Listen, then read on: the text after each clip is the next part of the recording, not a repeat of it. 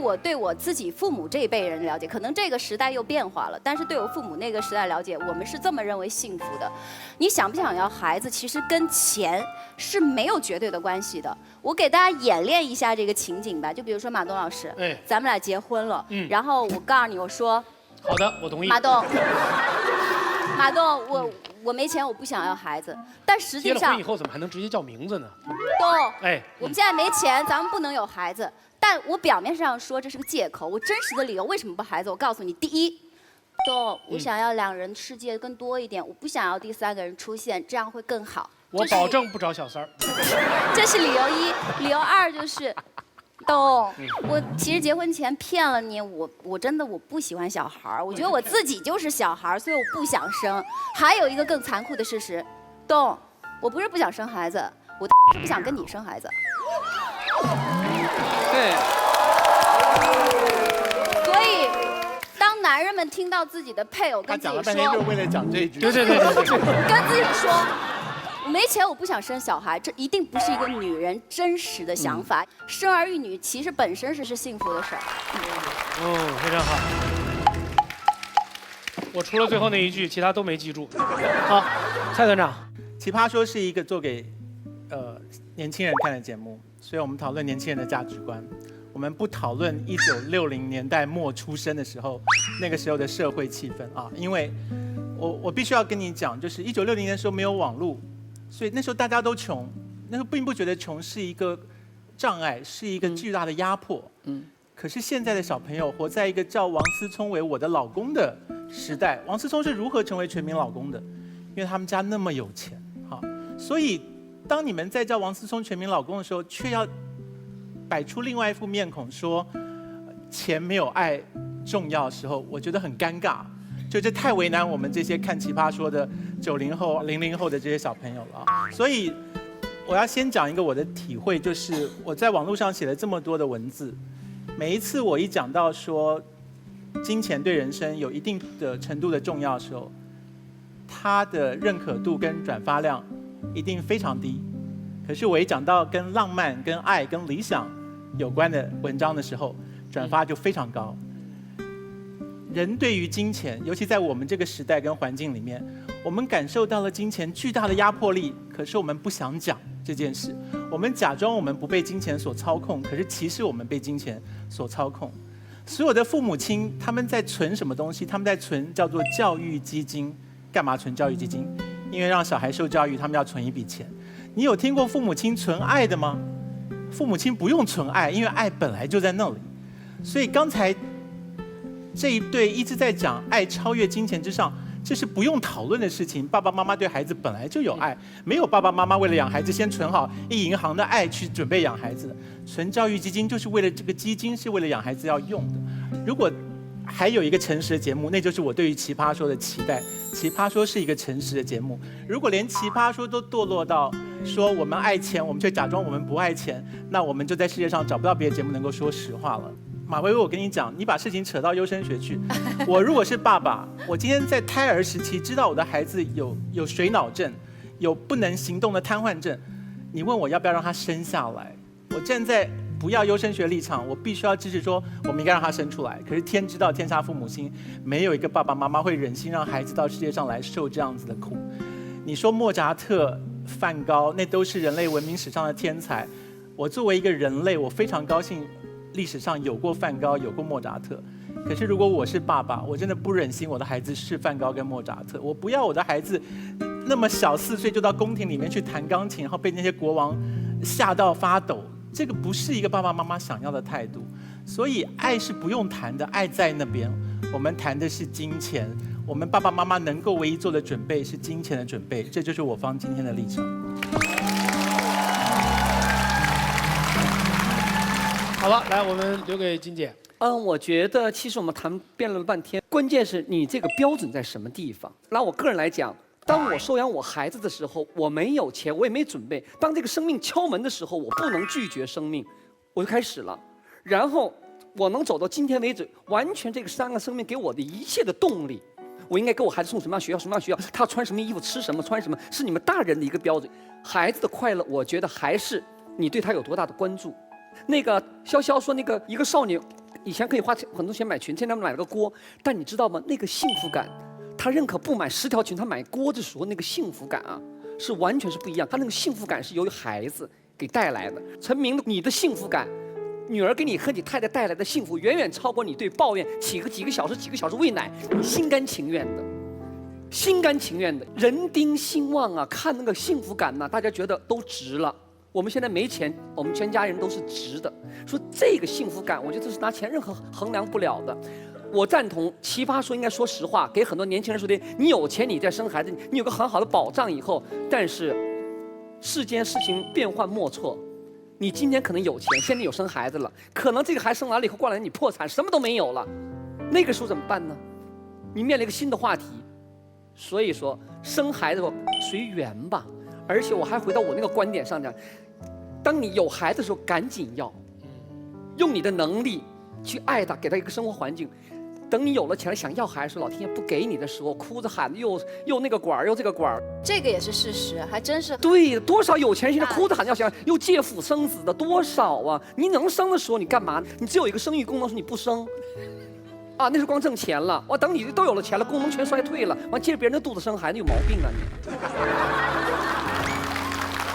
奇葩说录到现在，金姐开始发力了。什么情况？还有个问题，为什么上次柳岩来的时候坐在你的左手边，这次来了却坐在你的右手边？这个我要回答。去年柳岩第一次来的时候，坐在马东的左边，对，他就左边僵硬了1年，硬了1年。大家好，大家好。这个柳岩今天坐在我身边，我不知道为什么突然让我有一种很充实，不是，很饱满，很丰富，很。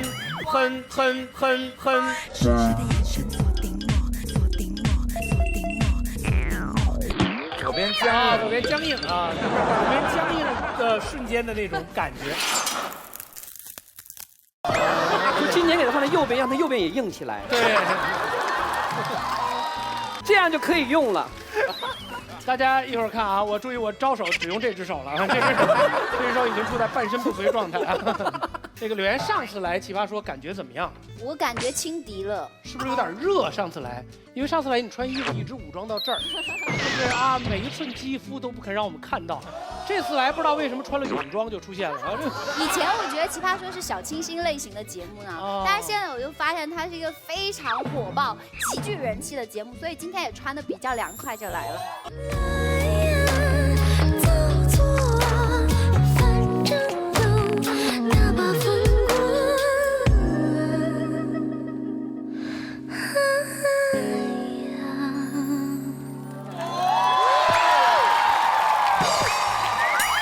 完了！马东的眼神从现在开始45度就往下，往下看哪儿？要不要把你椅子搬到他后面去？就这个节目现在太火，有很多赞助商进来，实在没有地方插广告了。他们把开场话题给卖掉了，你知道吗？对，今天我们的开场话题是从几张照片开始的，来看看第一张。哇，帅，好嫩哦！左边的很像罗志祥哎，那个眼睛多有内容啊！你看那眼睛，对，像陈思诚。你们真的左边这张罗志祥很像他，陈思诚也很像他，张国荣也有点像左边这张照片啊。把这个陈年旧照拿出来做什么？什么意思啊？这个就是先解释一下，这个照片是什么时候照的？左边呢是我在念大学的时候照的，然后当时为了怕别人不知道我会写东西，在口袋插了3支原子笔。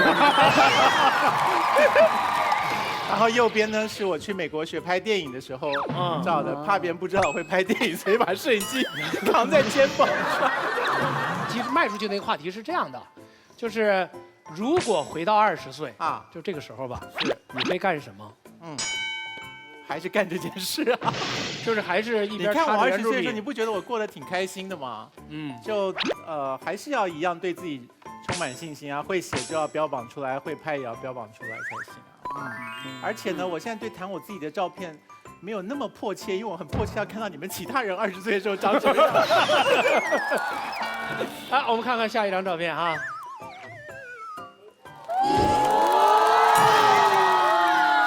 这太值得玩了。这个是我儿子舅。这个时候真是20岁，这是我在广东舞蹈学学现在就要去美国留学之前拍的，啊，挺酷的吧？很酷。对呀。 20岁，刚才问那个问题，如果回到20岁的话，这个时候我应该想法跟女孩子谈个恋爱。那时候没谈吗？我从来没跟女孩谈过恋爱。网上有帮傻波一们说啊，金老师什么跟女孩子谈恋爱怎么，我从来没有过的。因为这时候我特别清楚，我要谈恋爱，我只能跟男人谈恋爱，但那时候谈恋爱不方便。如果再回到这时候，我估计我该走哪条路还走哪条路。但我不后悔，因为我觉得这条路真是太精彩了。真是老天爷帮你设计特别好，我都没想到我会走成这个样子，就是人算不如天算。我们从网上搜了一张柳岩小姐20岁时候的照片。先把你的拿出来啊，你的呢？我的那个屏幕放不下。柳岩还有这种时候呢？真是16、17岁的时候，那时候在广东读书，那是上学是吧？上学。这说起来已经30年前的事了。是不是每次到食堂吃饭的时候，给你盛菜盛特别多吧？完了盛菜的时候就盯着你的胸给你盛这样。那个时候明显吗？现在明显吗？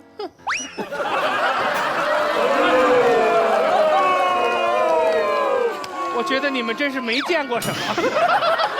你见过啊？好，那么就到这儿吧。来吧，咱们这个环节就可以到这儿，下一张。还有一个找，哎，什么？我真的，这不是20岁吧？这是你昨天拍的吧？变化不大哎。我真的欲哭无泪。我跟你说，马东这张照片看着感觉你身体里揣了一个熨斗的感觉，一个褶儿都没有，光溜溜的哈。我觉得像哆啦 A 梦的感觉。我那个时候比现在重30斤啊，那个时候比我巅峰的时候轻20斤啊？所以你巅峰的时候比现在重50斤的意思。对，你干嘛不这样讲了？你还要我加？我考一考算术。所以其实如果我要回到20岁的话，我会饿着自己。我真的，我那时候对吃简直是痴迷。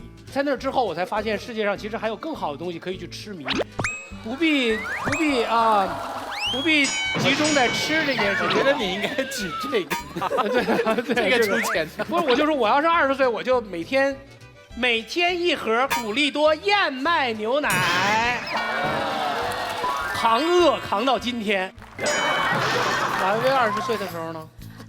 我希望我到20岁的时候呢，去。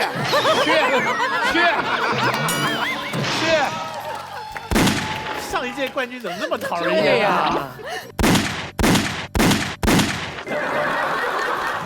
说到了我们感谢我们赞助商的时候了，非常感谢有钱有势、有型有款、有胸有腿不如有范儿的时尚 APP 有范儿冠名赞助《奇葩说》。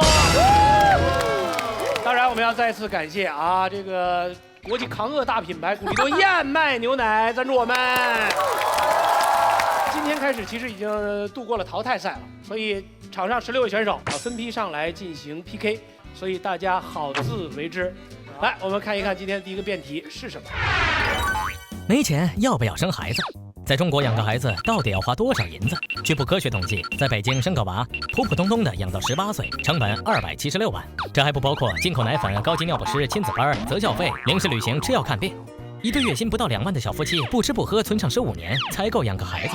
如果说70后生的孩子是计划生育限量版，那80后的孩子就成了计划经济奢侈品。厚厚的账单让现在的年轻人谈孩色变，青春还没开始就已经被房贷、车贷和熊孩子给透支没了。不少人不约而同的选择没钱不生，也有人认为土豪的童年也未必是快乐的童年，进口奶粉未必能吃出个本土天才，压力不是借口。50、60、70后哪一代不是从压力中走过来的？没钱就不能生，不过是一群逃避责任的人打着哭穷的旗号，让不生孩子瞬间高尚起来。与其说你压力大，还不如说你根本就是个怂包。那么没钱到底要不要生孩子呢？没钱要不要生孩子？必须生啊，那还用说吗？你生孩子的时候有钱吗？他有很多这方面的心得，我觉得这是他的优势，同样也是他的劣势。对啊，这次的赛制特别别致，特别逗，你知道吗？还加了一个奇袭的环节。听说了哈。别提了，这赛制可烦了。你说那个陈永开吧，虽然是辩手，但是我接触了一下，就八竿子打不出个屁来。谁说我们？好几个人都说你们。我们真的闷。欢迎收看由有钱有势又有范儿的有范儿 APP 冠名播出的《奇葩说》。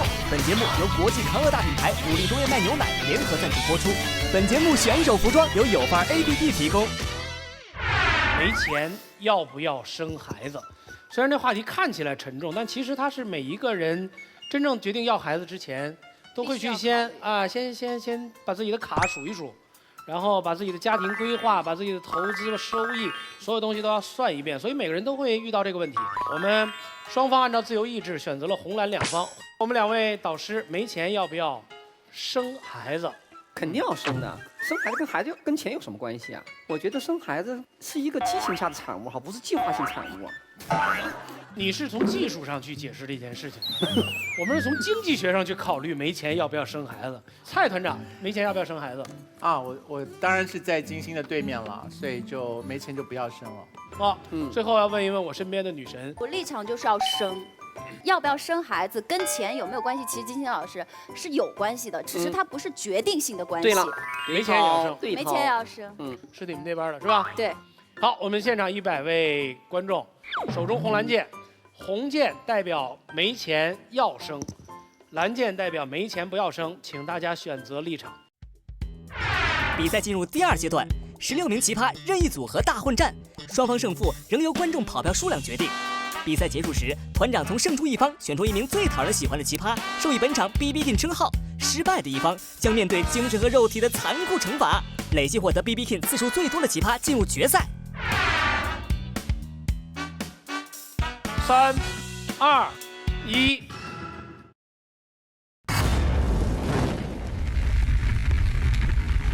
那我们是从正方少数支持派开始，大兵开始。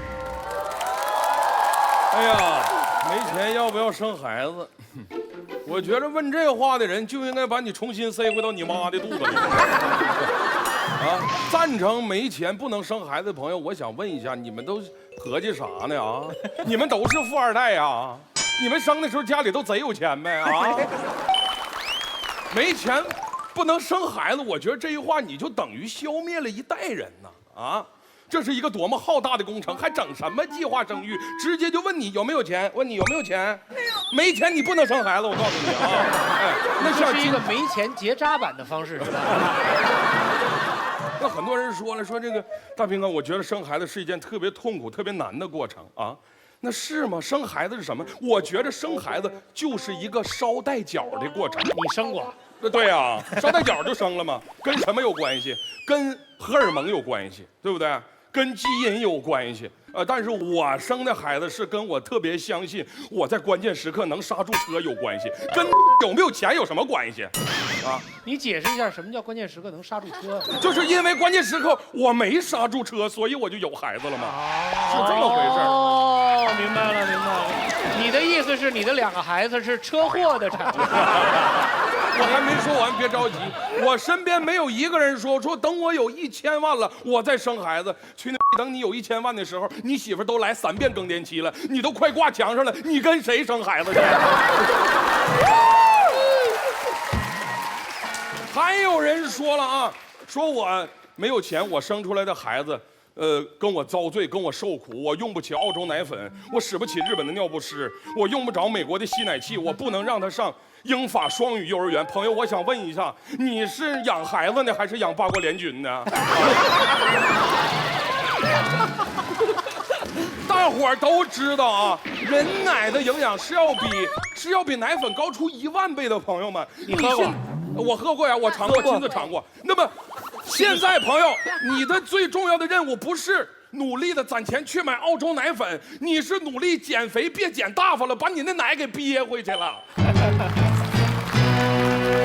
所以我认为没钱要生孩子，对自己、对家庭、对孩子都是好事儿。老爷们儿可以努力出去挣钱，老娘们儿别出去败家去了。好好的2个人一起努力，形成一股劲儿。孩子也认为自己我要努力，以后我才能有出息。那么一个有爱、有温暖的家庭，是要比一个光有钱而天天冷战的家庭好出1万倍。所以朋友们，炎炎夏日无心睡眠，今天晚上你们就回去跟自己的媳妇儿来一发，别控制，奔着中标去吧。谢谢。你知道今天晚上要出了事儿，有多少得算你账上？大兵刚刚说他是刹车没有刹住才生的嘛，对，所以表示说他如果刹得住的话，他也是要等到有钱才生儿子吧？当时是这样啊。所以你好啦，我已是，经讲完了，你不能再讲了。所以你是刹车片出了问题。不是，我压根儿就没有刹车呀。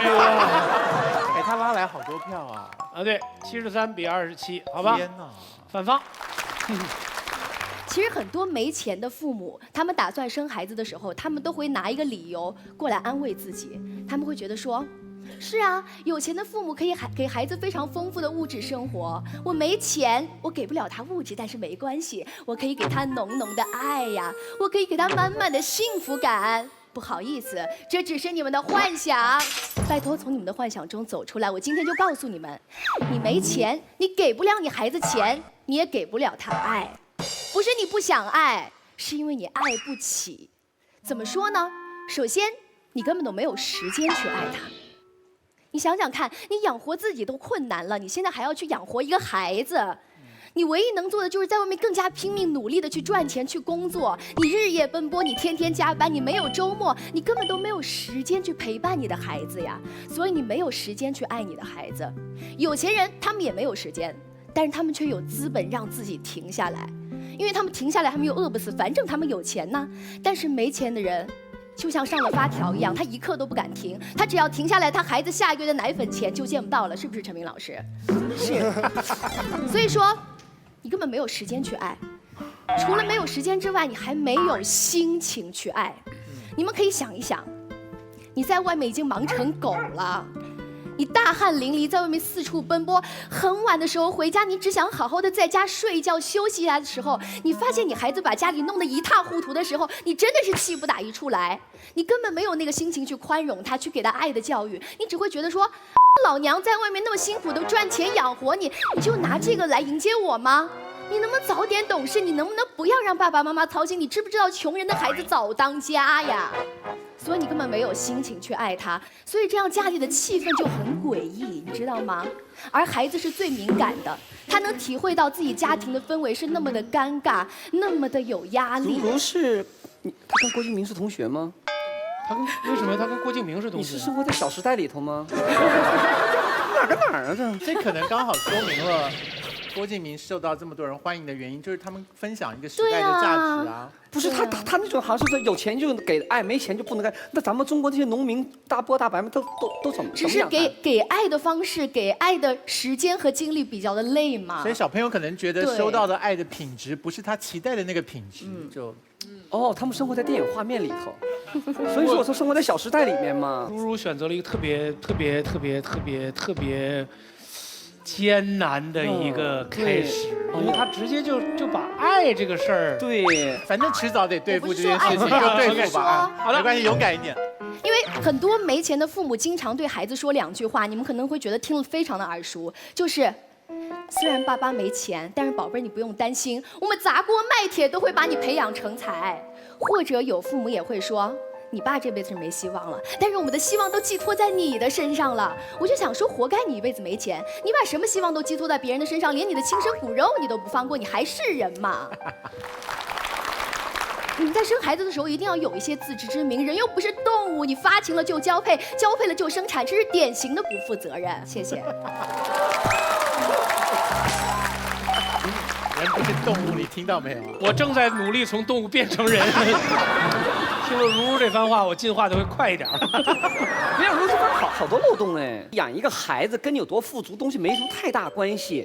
现在咱们中国人知道尿不湿了，对吧？以前不就是养孩不就是扯块布旧衣服，或者尿介对吧？天天洗尿介子呗，那一样把孩子养大了呀。而你的言行恰恰给孩子做出很好的榜样。哎呀，我父母这么辛苦的工作是为了我们，你都不用告诉他。这种言传身教，永比说的我有钱，我陪你玩这个，咱去玩登山，玩草地，那是电影画面。好，第二位是谁？永开，你请。他们告诉我们一个故事，就是如果你有钱的话呢，那你就对孩子比较负责；你没钱的话呢，你就没有心情去爱了孩子。这个时候我就有一个疑问了：你说生孩子的时候有钱，那万一生孩子过了不久以后没钱怎么办？像我爸生我的时候，其实我家还算是一个小康之家，然后生了不久之后，我爸生意失败了。按照你这个逻辑，我爸这个时候没有时间去爱我，也没有心情去爱我，他是应该把我塞回去我妈妈肚子里。而且我家有3兄弟，塞3个。你又是从技术角度去考虑这个问题的，你知道吗？因为照算命的说法，你就是克父母啊。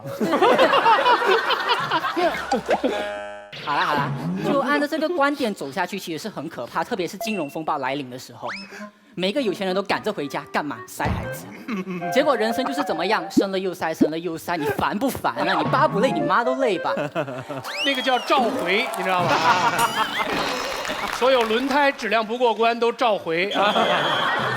所以我想说的东西很简单。人生本来就是有时有钱，有时没钱，这种东西不由得你控制。如果你要算到自己可以确保自己永一辈子有钱，你还生孩子的话，坦白说，大家都过去做结扎手术吧，比较快。所以第二点，其实坦白说，我很欣赏他想要尽可能给多一点时间去爱孩子，你这种心情我可以理解。可是我很好奇的是，为什么有钱人家的孩子就必然比较快乐，那没钱人家的孩子就必然比较不快乐？像我自己，我家有钱的时候，我有玩 PS3的快乐；那没有钱的时候，我去隔壁小孩的家可以玩 PS4啊。那就是隔壁的爸爸妈妈有钱，才给他小孩买了 PS4。没关系，隔壁家的小孩们在上小提琴课，所以他们的 PS4都空着给我玩。所以你爸爸破产是被隔壁害的，是吗？有可能。对。然后而且就是有钱的时候，可能家里请家教，那家教也挺帅的，我也很快乐。可如果没钱的话，不用上补习班，他讲什么？更快乐呀？家教什么意思啊？什么意思？家教挺……他说他家教很帅，所以他很快乐，是吗？这跟爸妈有什么关系啊？反正都快乐。不，有的时候家教很好看，是你爸爸快乐。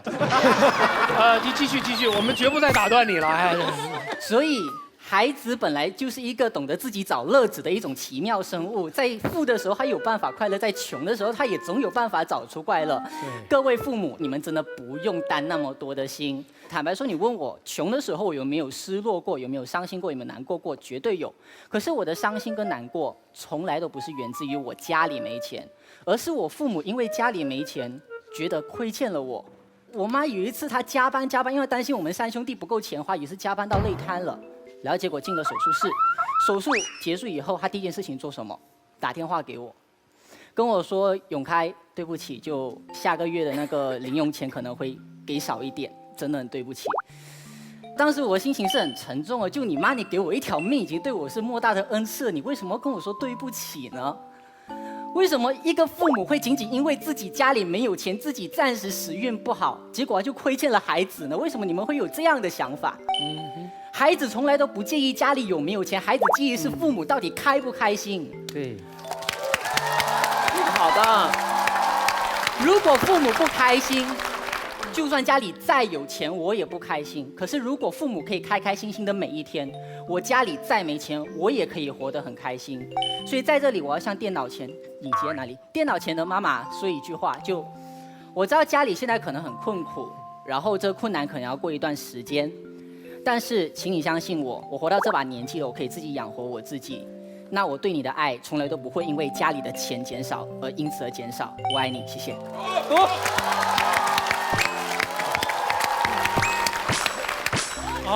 奇袭。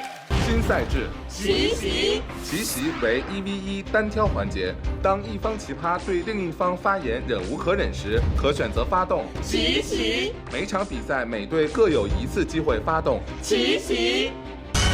我在20多岁的时候，有一段时间我去了武汉市的一家孤儿院，我想去收养一个孤儿。然后孤儿院的老板衡量了我家庭的经济情况之后，说不好意思，你不能来收养我们这里的孩子，因为你的财务状况没有达到国家法定的最低标准。我想请问的一个问题是，为什么孤儿院宁愿那个孩子没有爹，也不愿意让没钱的我去当爹？为什么？我不懂他们的考量是什么，可是我想今天的辩题是没钱要不要生孩子，而不是没钱要不要收养孩子。全世界范围内所有的孤儿院在孩子收养和领养的过程当中都有鲜明的财务状况调查，而且在各个国家和各个地区都有法律的规定。你有没有思考过，为什么各国都有这样一个规定？就是如果你钱不够的话，甚至领养一个都不允许，为什么？我可以给你一个答案，就是因为很多时候我们生孩子，大家都会认为生了儿子，父母都很容易比较爱，所以因此他们不介意你有没有钱。可是收养过的话，因为你本身不是你亲生儿子嘛，所以他们才要衡量你经济状况。给个基本的说得很好，这个点好锐啊！说得很好，他告诉了我们在养一个孩子当中财务状况的重要性，这点你听不出来吗？收养孩子和生孩子的区别听得出来吗？如果可以选的话，你是希望在你人生当中没有钱的那个阶段生孩子吗？还是有钱的那个阶段生孩子？我会在我最爱他的时候生。是哪一个阶段？最爱他。最爱他是哪一个？是比较偏没有钱。我有可能在有钱的时候爱我孩子，也可能在没钱的时候爱我孩子吗？你干嘛要强迫我呢？没有，你一直站在一个孩童的视角在看这个世界，它很美好。但是我相信时间会给你答案，因为你刚才所有的想法，其实我20多岁的时候也有过，但没有关系了。我觉得此论故 OK， 意拉倒。好，七夕结束，谢谢两位请坐。非常好的抵抗奇袭的方式，一再的用各种立场来扰乱发动奇袭的人，可是，在扰乱对方的时候呢，同时自己也掉进去了一个态度当中，就是只要有爱，那是最重要的价值。我们今天不是在辩论我们该在有爱的时候生孩子，还是在没有爱的时候生孩子哦，所以你也搞错辩论的题目了。这是补刀吗？当然是补刀啊！但是对方刚那个错误观念不对的，为什么？因为你是亲生父母，哪怕你没有钱，你会用你的方法，哪怕从你嘴里抠出来，从身上扒起来，你让你的孩子过得很好。但是你收养的话，你告诉我你有什么能力来养这个孩子？因为这个孩子已经受到了伤害，他出生的时候已经没有了爱了，你标准是不一样的。不，金姐，其实是这样，你刚才说的很对。其实没有钱的情况之下，抠出来、扒出来，也可以把孩子养大，对了，也可以让他过得很好。对，但是这份爱从一开始就太沉重，这个孩子从出生开始就背负了很多他原本可以避开的包袱。这个话题好像貌似是从家长角度出发的，但其实更多的是针对那些准备要结婚生孩子的人的一个提前的考量。所以他其实不是面临着说你有孩子的时候你要还是不要，而是说我的人生规划里面，在我事业没有成功或者没有那么多钱的时候，我要不要生孩子？好，我们继续啊，小肖是吗？好。刚才大家说了很多孩子的感受，其实我们今天辩题是没有钱，我们要不要生孩子？就是说我们愿不愿意去当这样的父母？说实话，我不想当这样的父母。你们知道为什么吗？因为我希望选择权在我。如果我有钱的话，他到底是我给他买 PS2，还是他到隔壁家去玩 PS2？选择权在我，你懂吗？他到底生下来，他的人生是困难模式还是简单模式？那是由我来决定的，选择权在我。说实话，我不希望我的儿子有一天在电视上告诉我说，有一天我的爸爸含着眼泪告诉我，儿子，你下个月生活费没有了，那样是对我的一种折磨。原谅我的自私，永开，我觉得你很懂事，但请你原谅我的自私。如果我没有钱，我不想要孩子。刚才几位老师都说不要把爱扯进来，但说实话，你如果没有钱，支撑你陪伴一个孩子、养育一个孩子是什么？只有爱。刚才我们的汝如说到，如果你没有钱的话，你没有时间去爱你的孩子。但是在这里，我要告诉大家，如果你没有钱，父母的爱很容易无力。你们懂吗？我们都说爱是很牛的一个东西，尤其是父爱母爱，它陪你度过千难万险。但这个世界上有谁会像我一样爱他？没有了，只有我，因为我是他的爸爸。如果他长大了，你确定吗？我确定。可以有的，可以有的，现在可以有的。OK， 发动奇袭。我只是说也可以是妈妈这个。他一个人无性生殖啊。哎呀，慢慢说完啊，说完。如果我的孩子长大了跟我说，爸，我想学钢琴，那这个时候我可不可以去拜托钢琴老师？我说，老师对不起，我爱我的孩子，但是我没有钱，能不能拜托你像爱我一样爱这个孩子？你能不能不要收他的学费？如果他长大了想读名校，我没有钱，我去拜托校长，校长不好意思，我没有钱，但我爱我的孩子，你能不能像我一样也爱一下我的孩子，让他读一个书，可以吗？所以我告诉你们，如果我没钱，我生个孩子，你们的以为会有天使替我爱他呀？OK。我告诉大家，我一个最简单的观念，我不说什么高大上的东西。我不想生孩子，很简单，我不想因为一个孩子降低我的生活质量。虽然因为我没钱，本来就没什么质量。先给大家讲一个故事，我大学同班同学，曾经一个女生跟我们在一起的时候花枝招展，生了孩子之后，生活过得清汤寡水。有一天，我陪她去商场给她的女儿买东西，她花了5000块钱给她的女儿买了一口锅。这个锅是用来干嘛的？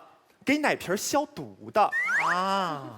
而这个时候，我的朋友他连一条500块钱的裙子他都舍不得买，你们知道吗？他现在的想法是什么？如果我不买这条裙子的话，一个锅盖出来了，你们懂吗？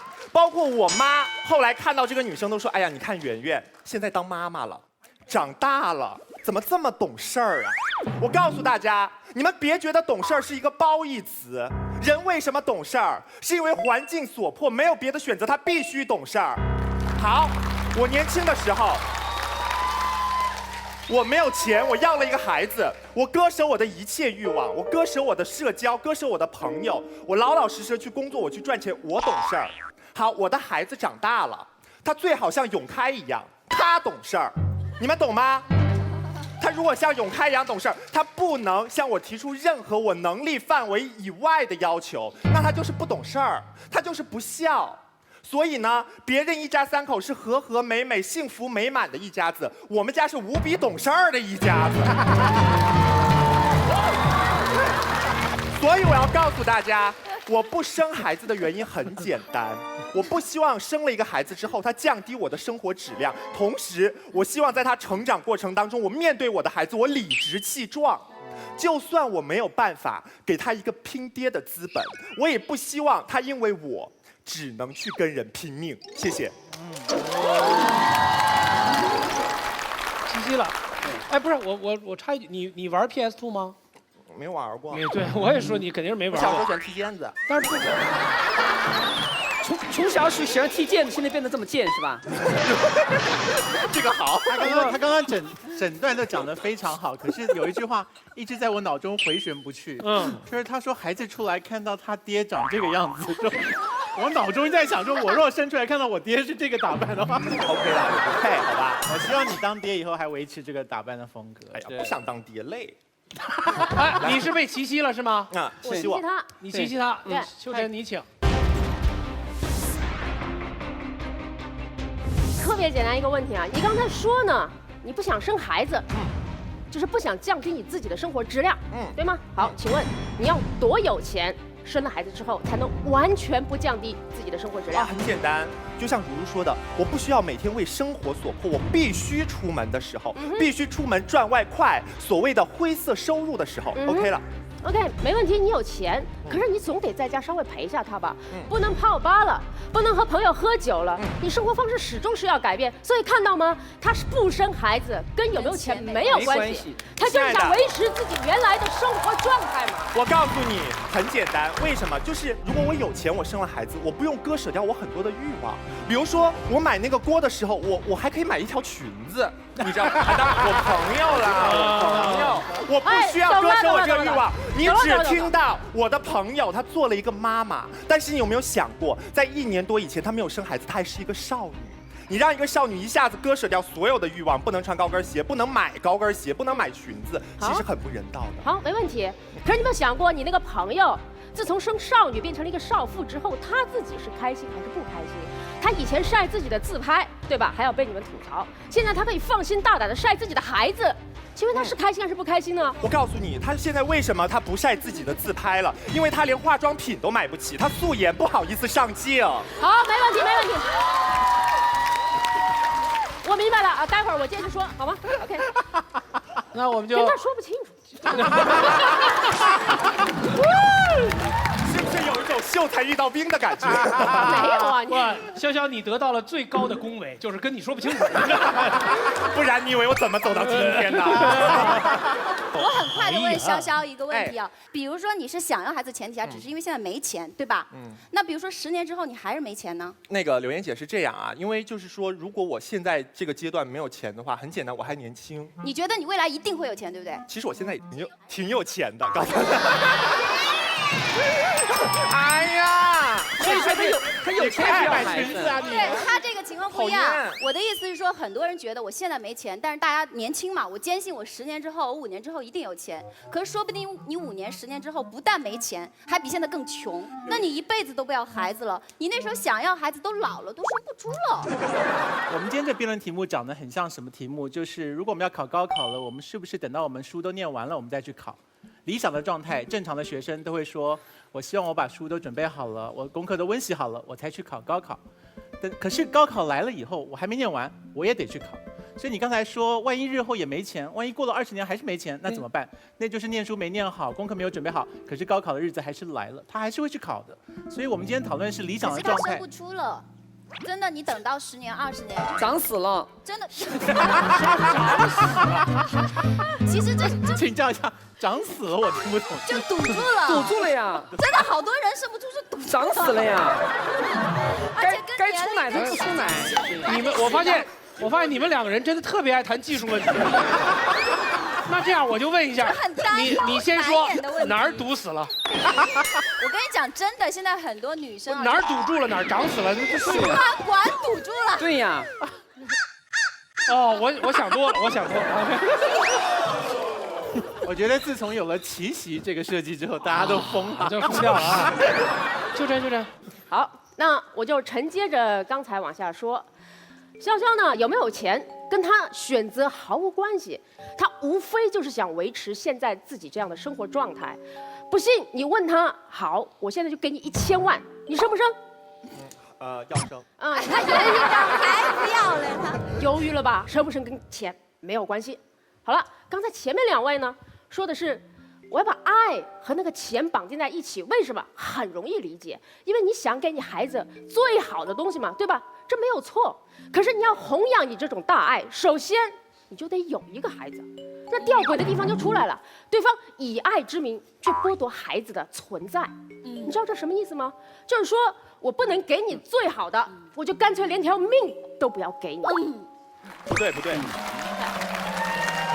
能替他做决定。那我就想顺着问了，如果是这样的话，你们现在过的日子也不是你想象中最好的吧？你为什么不去死一死呢？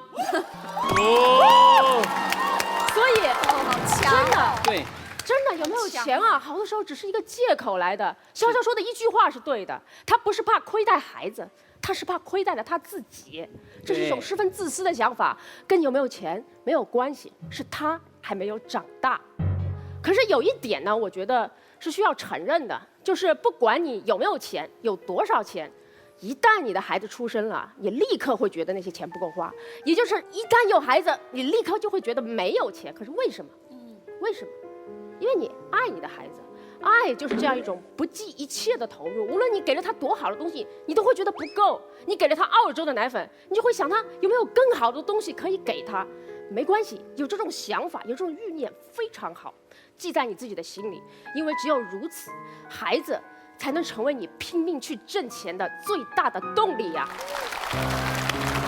所以生孩子的时候没有钱不要紧，你们想一想，王思聪，你们的老公王思聪，他1988年出生的，那个时候他家也没有钱，那时候他爸是一个什么区政府的办公室的副主任，那个时候一个公务员能有多少钱的工资？肯定没有钱。可是1988年，就在王思聪你们老公出生的那一年，他爸还干了一件事儿，就是他砸了自己的铁饭碗，下海了。所以后来的事情你们都知道了，他爸呢就成为了中国首富，为了孩子反而更有钱了。对，然后王思聪呢就成了你们的老公，对吧？所以没钱不要紧，没钱可以去挣的。如果说爱情让一个男孩成为一个男生，更有赚钱的动力。是的，更有动力。那孩子就可以让一个男生变成一个男人，男生，对吧？为了耍酷去抽烟，可是男人可以为了省钱去戒烟。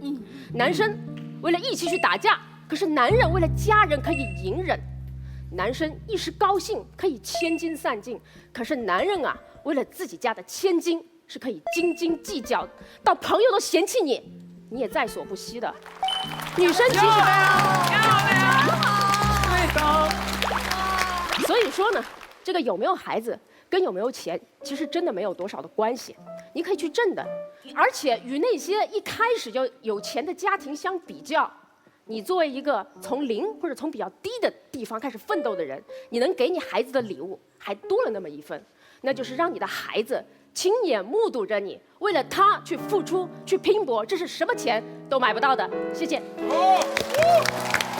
说得好。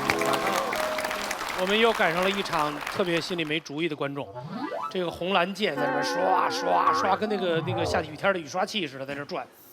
哎，陈明 ，OK， 刚才秋晨说了很多，我算是最后已经听明白了。其实两位老师也总结了嘛，就是动力。我一听我才意识到，这才是真正吊诡的地方。他们在说什么？他们说生孩子是挣钱的动力，什么意思呢？就是说有了孩子之后，我就会要努力去挣更多的钱，干什么？给孩子一个更好的成长的环境，对不对？是什么意思？他们也很希望孩子在一个有钱的环境下成长吗？是不是这个意思？对。所以他们是认同我们观点的，是希望有钱了生孩子会更好的，要不然那动力从哪里来？我来告诉你，真正这个问题出在哪里。对方刚才说的就是真的很唯美、很天马行空的原因，后面两位就是因为你们真的没有过一个孩子。我告诉你，挣钱这件事情需不需要动力是需要的，但是关键挣钱这件关键根本不在动力，在能力。今天在座100位观众，你们谁没有挣钱的动力？举手示威我一下。动力也很重要。挣钱这件事情，动力其实人人都有，但你知道能力这个东西关键在哪里吗？挣钱其实最关键的是时间和精力，他需要去锤炼自己挣钱的能力，然后去挣钱。我的观点其实非常简单，其实没有钱应该努力挣钱，而生孩子这件事情跟挣钱 totally 的是南辕北辙。我的女儿她是2014年6月7号出生的，我非常真实的给大家呈现一个刚刚生完孩子的父母的生活。孩子在刚开始生下来的半年到1年当中是要吃母乳的，2到3个小时孩子会饿一次。每天晚上，一个刚刚生了孩子的妈妈在半年到1年的时间里的喂奶频率是这样：9点半左右以后就要睡觉了，9点半要先喂一次，2个小时，11点半喂一次，1点半喂一次，3点半喂一次，5点半喂一次，7点半喂一次，上班。晚上孩子会饿了，他就会动，他就会哭，就会嚷嚷。每天晚上的睡眠就是动一次，喂一次，动一次，喂一次，动一次，喂一次，这就是生活，你知道吗？但这就是一个普通的生活，而且你知道喂一次奶差不多半个小时左右，喂完了还要花半个小时把他哄睡着，所以呢，每天晚上基本上就是2小时醒一次，醒一次1小时。想象一下，这个妈妈这头1年的是怎么睡觉的？但如果在座的各位男士觉得这就是妈妈的工作，辛苦的是妈妈，你就错大了。不可能有一个妈妈每天晚上醒这么多次喂奶的时候，看到爸爸在旁边鼾声如雷，心里还会很平静的。所以所有年轻的妈妈一定会啪一脚把爸爸蹬起来，说那个爸爸拿尿布、烧开水、倒奶瓶、开灯，然后给孩子换一下衣服，然后就你会看到一个。这个跟有钱没钱没关系，有钱你得喂奶呀。它会影响挣钱。从我本人来讲，前半年的时间，我基本上没有睡过一段在5个小时以上的觉，没有。我老婆就更不用讲了。所以朋友们，如果你生活当中白天看到一对年轻人双目无神，然后行尸走肉的到处晃，他们可能刚刚生完孩子。我想说的关键在哪里？你发现没有？挣钱是需要时间的，挣钱是需要精力的，挣钱是需要你投入的。生完一个孩子之后，在接下来1到2年的时间当中，这个对年轻妈妈的挣钱能力会得到非常大的削弱。我根本没有提花钱和开支要增加多少。一个讨论要对屏幕前的观众可能有一些启示作用。今天有很多年轻的爸爸和妈妈他们在听，他们刚刚结婚，也许他们要选择要一个孩子或者不要一个孩子。我方希望给大家一点的注意，就这么简单，就是因为人生有20多岁、25、6岁、27、8岁、31、2岁，有很多不同的阶段。如果可以选，如果真的你可以选，我个人的建议是，在一个你真的经济会稍微充裕一点，在一个你稍微有钱一点状态下去迎接这个生命，你会更幸福，孩子拥有更多无限选择的可能，整个家庭都会更甜蜜。谢谢大家。好，谢谢陈明。好，来，我们进入自由辩论的阶段，2排的人也可以开始发言，谁先开始？乙方的立论破坏了基因的多样性，直接影响了人类的延续。咱俩又回到去年决赛的时候。不要让人家坐下，不礼貌，跪下。你给我躺下！我现在跟你上。好，什么意思？刚才秋晨他们理的已经很清楚了，对方3个是在任何情况之下都不想降低自己的生活质量。坦白说，只要你生了孩子，你就算是王思聪他爹，你也经常得给王思聪擦屁股，你的生活模式也经常被改变，生活质量时不时也被他的小绯闻下降那么1、2下，对不对？不是他爹擦屁股，你那么高兴干什么？你看你那个表情，真的是。嗨，还不是因为他不是我老公。你们支持的是任何情况下都不生孩子，他跟有钱没钱没关系嘛。好，现在开始讲我方立论。我们好在什么地方？不是因为我们心中大爱，明白吗？而是因为什么人和什么人在什么时候能生下一个什么样的小孩，这个小孩在什么样的时机下获得什么样的教育，得到什么样的机会，最后变成什么人，根本不可控，明白吗？帅哥美女的结合，一定不会生出丑男吗？不可能吧，对不对？有段时间你们很流行网上晒父母年轻时候的样子，对不对？跟你们的自拍一对比，总觉得自己不是亲生的吧？因为基因组合不可控，就是你父母超漂亮，你可能丑得一塌糊涂；可你父母超丑，没准你以后长成吴彦祖，对吧？那就得查一查了。好，你父母都是天才，这种优势基因组合在一起，不好意思，没准他们最平庸的部分重合了，对不对？你是个傻子很正常啊。有没有大学双高知生下个孩子连3本都考不上的？高晓松。他就是典型的基因组合失败，知道吗？从形象到智商。你不能人家不参加第2季你就这么记恨，谁让他不来的？聪明、财富、智慧都不可遗传，对不对？你给你孩子最好的一切，他未必享受得了啊。可是按你们的说法，没有钱就不能生孩子，那蠢货也不应该生孩子，因为你们养不好，对不对？丑人也不应该生孩子呀，因为你们孩子生来丑，从小受歧视啊。你都不是最好的你凭什么要求你的孩子是最好的孩子呀？按照你们这种理论，这个世界上不会有莫扎特，因为他们家超级穷。哥们儿为什么4岁就会弹钢琴？挣钱养家。如果按照你们的观点，这个世界上不会有梵高，家里穷爆了，而且一辈子都很穷。你已经讲了2个早死的天才了。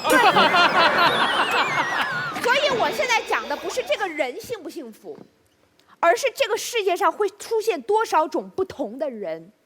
人类一旦开始搞优生学，人类就会变成什么？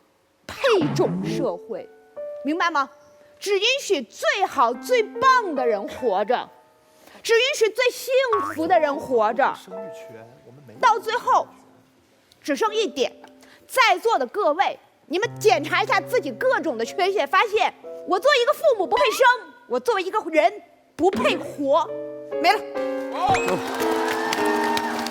陈明，对，好，我觉得必须要解释一下了。其实薇薇姐，你刚才说的很有道理，但是今天跟我们今天谈的完完全是2码事情。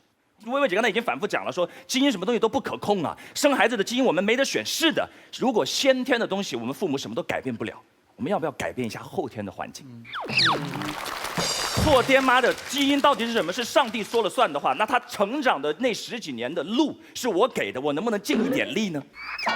我有一个非常非常好的朋友，他从小家庭其实并不是很富有。我的这个朋友，他坚韧，他细腻，他善良。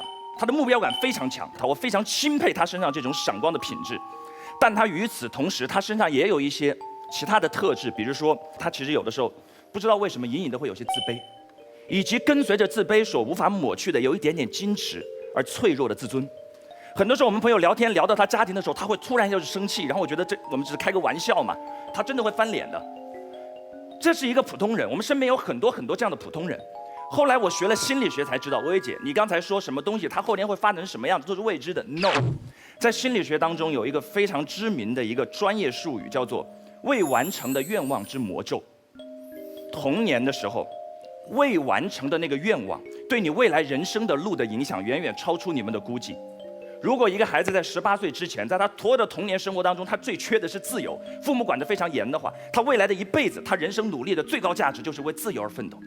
如果他在为童年的过程当中，他最缺乏的是爱和归属感，他未来所有的价值排序当中，爱和归属感就在最前面。如果一个孩子童年当中最缺的是钱的话，他的人生之路会把物质财富的累积作为他所有价值排序中最重要的那个部分，这没有什么错。每个人都有自己努力的东西，有的人追逐自由，有的人去追逐自己的物质财富。但是我作为父母，我绝对不希望我的孩子在他18岁之后，把赚钱作为他人生最大的价值和意义的那个载体的唯一原因，是因为他在18岁的那18年当中，做爹的我，不能给他一个稍微充裕一点的童年。我不希望他在未来整个人生的目标就这样被18年前的我无力的从一开始就设定。我不希望看到开头的时候就想到结局。这就是为什么我没钱的时候不愿意生孩子的原因。谢谢大家。谢谢。在我们现场观众进行最后投票之前，我们要开始引入我们今天3位最重要的团长，来发表他们各自的意见了。这样，你们2位要不就先让柳岩先。我先说吧，柳岩先吧。是代表战队。对。在父母的心目当中，你最大的孝顺就是让我看到你成家，让我看到你立业，让我看到你有孩子，这一切代表你有一个幸福的家庭。中国人的价值观并不是你有钱是最幸福的，而是你有一个完美的家庭，那是最幸福的。好，我们现场观众，请做出你们最后的选择。这个时候，赶紧把我们的广告念一下。第一位是喝了才能愉快聊天的雅哈咖啡，谢谢雅哈。你发现我们在奇葩说这个现场，吵归吵，骂归骂，到最后其实都是一个愉快聊天的环境，是因为上场之前我们掐着脖子，一人灌一罐雅哈咖啡啊，喝完了才能愉快聊天。第二个是狂拽炫酷，上一期广告词是狂拽炫酷。炸天的，在柳岩面前，你不好意思念那个字吗？就是狂拽炫酷那儿炸天的。什么叫那儿炸天啊？哪儿炸了？哪儿啊？对，所以让我们来共同感谢狂拽炫酷哪儿炸天的东风标致308S，谢谢。当然了，除了这个雅哈咖啡之后，每个人上场之前，我们掐着脖子还是为了一些吃了就变逗的豆。好，谢谢我们所有赞助商，谢谢。来，我们来看一看，跟我们最初的结果相比，谁获胜？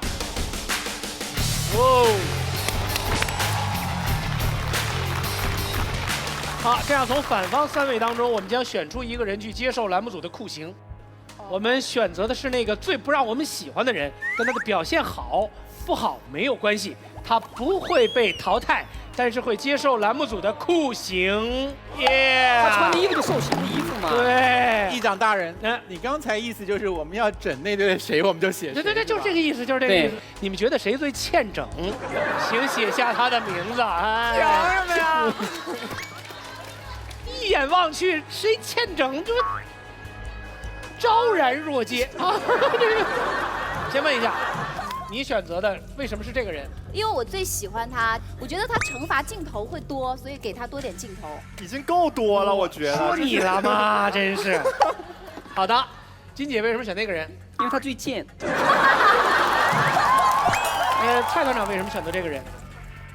我觉得这个人嘛，我们现在不整他。也是白不整，因为将来他肯定要整我们。来，让我们打开题板，毫无悬念。不是，我能问一下惩罚是什么吗？对不起，现场的各位观众，因为实在太残忍，我们没有办法在现场执行完。对，请大家密切关注节目播出的时候，潇重新回到现场的时候，哪儿青哪儿紫，哪儿走不动道。然后我们要选出正方今天表现最招人喜欢的那个选手，因为我们现场有一个由古力多燕麦牛奶提供的抗饿基金送给他。你是说钱吗？钱。抗饿基金，他们那一组不要钱，他们只要爱啊。这3个人当中选哪个呢？要写啊！要写啊！他们3个真的很好哎。就是我们这一个抗饿基金的数目惊人，如果你每天只喝就是一盒这个玩意儿的话，他看基本上这辈子就算拿下了啊。蔡团长为什么是他？他当初进入我们的决赛是我挑的，我那时候就期待他带来一些场子里头跟我们传统对于辩论者不一样的乐趣。那他今天第一次独挑大梁时，我挺紧张的，我怕他就撑不住，结果他撑住了，然后也带来了我所期待的乐趣，所以我想要让他扛饿一下吧。让他扛饿，柳岩为什么？因为我跟他一起拍过1个月的戏，我没有想到他这么会演，还这么能说，所以我一定要支持他。哦，这是私人馈赠是吧？好，你这一票不算啊，这个。那金姐，他有家有业的，他得养孩子，给点钱吧。哇，来，请3位亮出题板。微博关注爱奇艺奇葩说，参与话题互动，和全世界的深井病做朋友。微信添加爱奇艺奇葩说订阅号，每天推送纯干货，喂饱你。强烈建议到百度贴吧奇葩说官方吧写下长篇大论，洋洋洒洒任你喷。解放奇葩就在慢都慢不下来的爱奇艺视频。请3位亮出题板。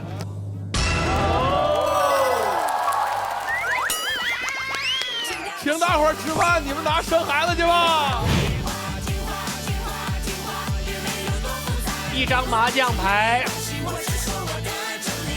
那么大兵就是我们本场的 BB King，BB King，You Can You BB 的 BB King。同时我们要感谢这个有型有款有奖金，也不一定就有范儿的时尚 APP 有范儿冠名赞助奇葩说。下期节目再见。我做梦都没想到拿到这10万，是真的吗？